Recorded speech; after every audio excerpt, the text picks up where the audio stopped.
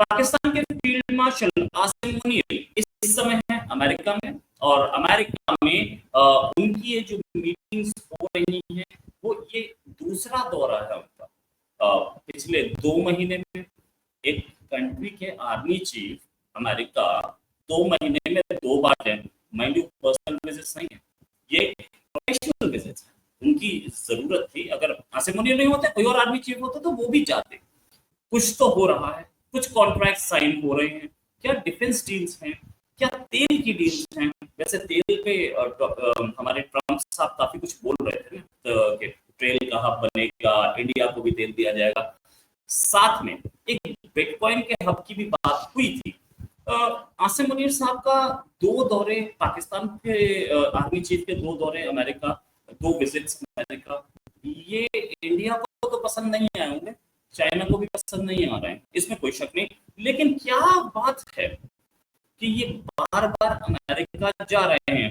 एक विजिट हुआ था, पिछला विजिट जो हुआ था उसके बाद ट्रंप साहब की लैंग्वेज ही चेंज हो गई थी भैया। ट्रंप साहब इंडिया के एकदम खिलाफ बोलना शुरू हो गए थे, पता नहीं कौन सी गुट्टी पिला के आए थे। लेकिन ट्रंप चाचा जो भी बोले, मैं एक चीज बोलूंगा कि आसिम मुनीर एक बात में अभी जो आसिम मुनीर ने डिप्लोमेसी दिखाई है अपनी, डिप्लोमेसी तो अच्छी कर रहे हैं, इसमें कोई शक नहीं। इसी बात करने के लिए हमारे साथ आलिया शाह मैम है, एक लंबा एक्सपीरियंस है जर्नलिज्म का, इंटरनेशनल एक्सपर्ट भी हैं, अभी अमेरिका में। मैम बहुत बहुत स्वागत है आपका हमारे शो में। एक चीज मैम कि आसिम मुनीर साहब क्यों अमेरिका में बैठे हैं, क्या ये वहां पर कर क्या रहे हैं? 2 महीने में 2 विजिट, इतना करीबी ताल्लुक तो कभी नहीं थे, पिछले 30 साल में तो हमने नहीं देखे।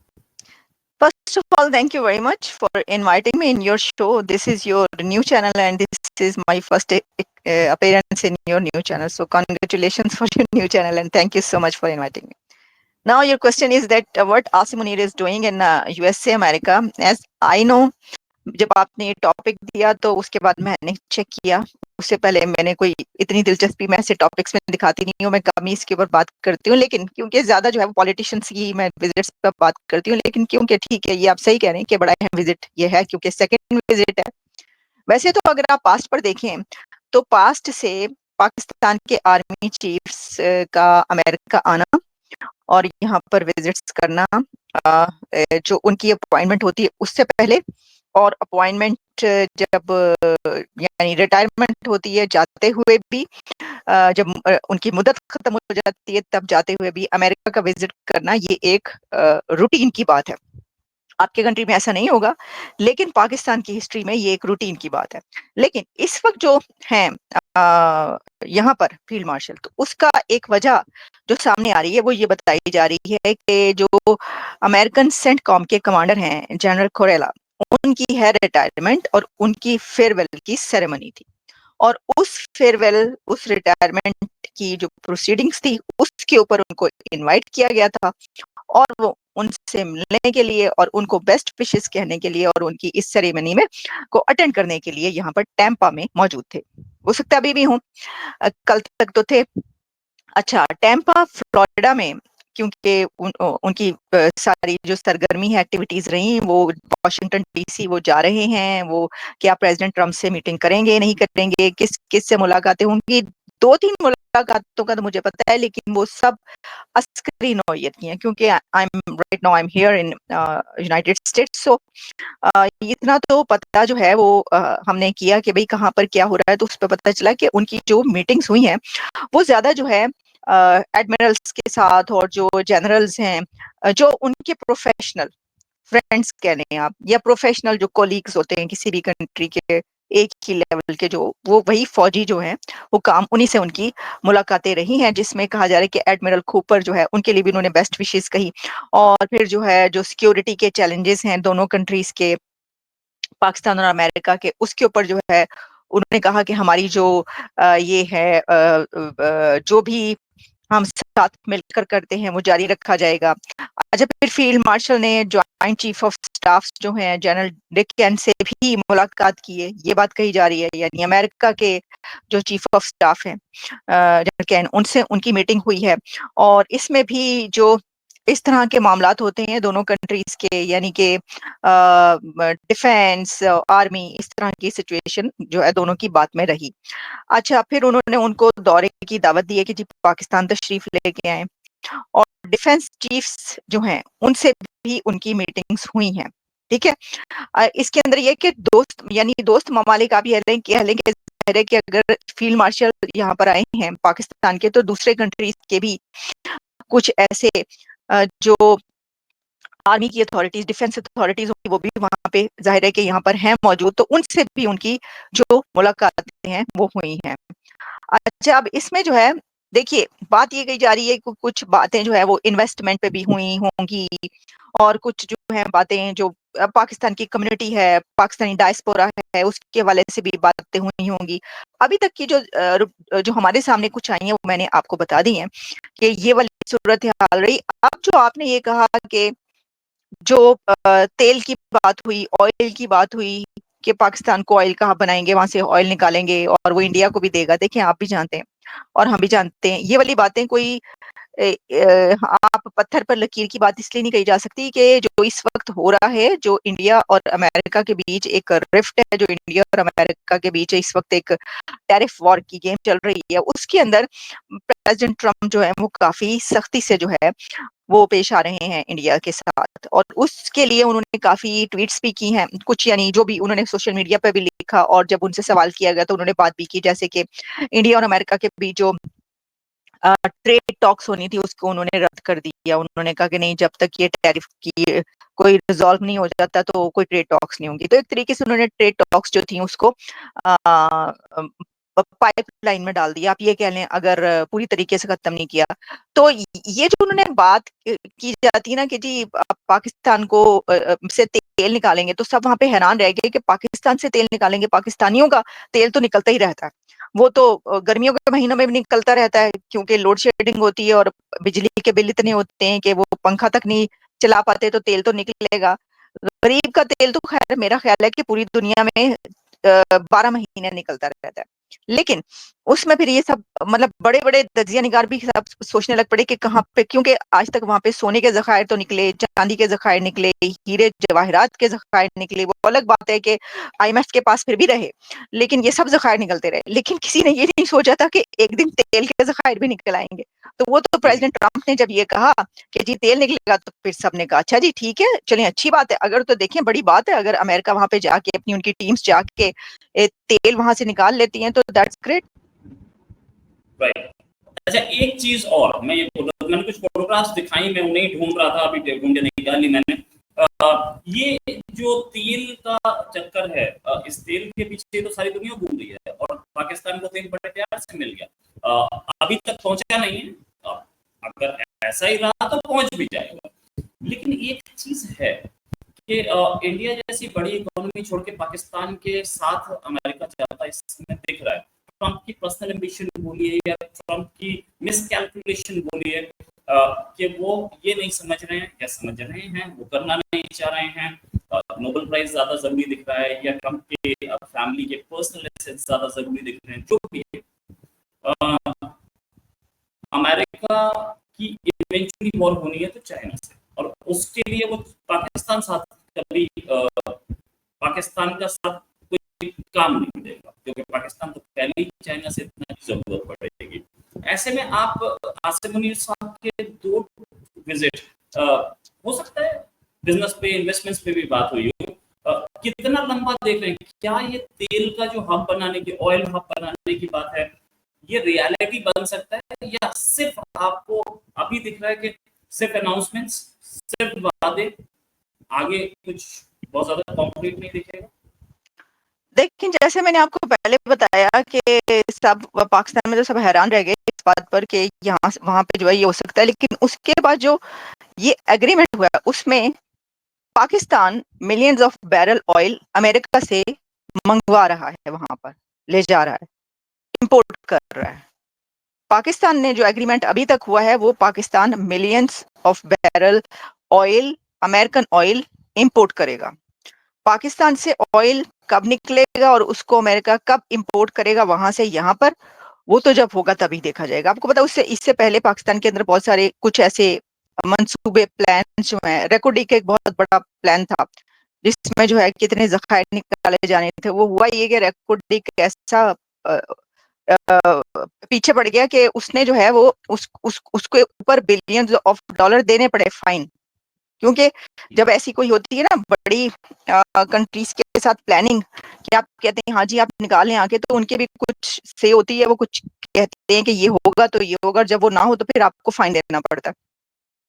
अच्छा, अब इसमें आपने ये कहा कि देखें ये बात तो अपनी जगह पर कि ये तेल की बात तो जाहिर है कि अभी की तो नहीं, इसको तो पता नहीं कितनी मुद्दत लगेगी। मैं देख रही थी कि एक तज्जिया निगार तो ये कहते हैं कि इसको कम से कम भी 10 साल लगेंगे ये काम होने में, स्टार्ट होने में। तो फिर देखिए अब आगे क्या होता है, कब तक होता है, 10 साल तक तो फिर आप देख सकते हैं कि क्या होगा क्या नहीं होगा।